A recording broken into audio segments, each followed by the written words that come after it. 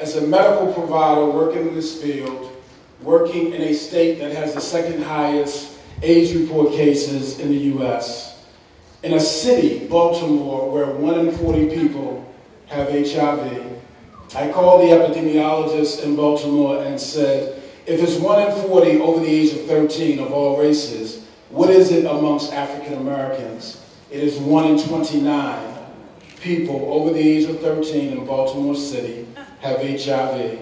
Where I practice at the University of Maryland, the zip code, and 6 others in our city, 1 in 20 people have HIV in the zip code that I practice in.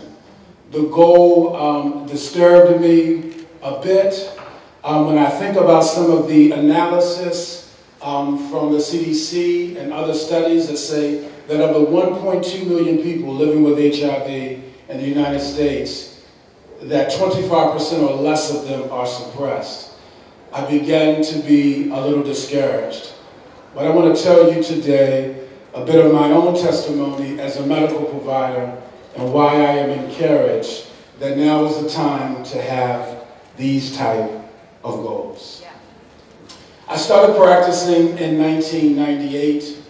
My first experience with HIV was in 1985 as a lab technician. At that time, 50% of the medical intensive care unit at Johns Hopkins was filled with men, mostly men between the age of 30 and 50 who were dying of AIDS. In 1998, I stepped into the field as a primary care provider. I was scared.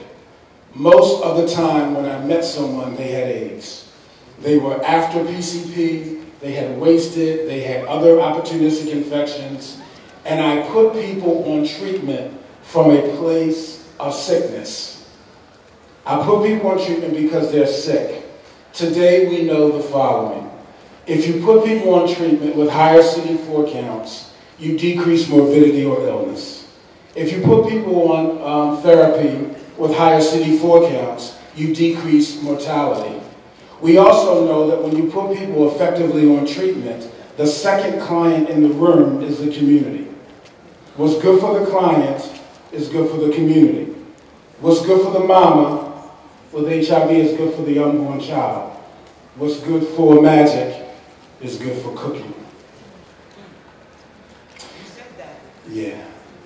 And so my challenge is starting to be alleviated by medicines that are easy to take, decreased toxicity, decreased side effects.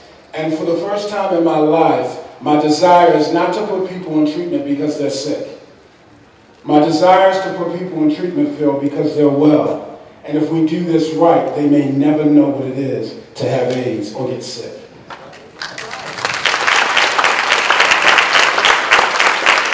One of the biggest challenges we have in treatment with HIV is that most of our community, can we talk about urban communities? Most of our communities do not understand health care. They understand sick care. And they access services based on illness and not wellness.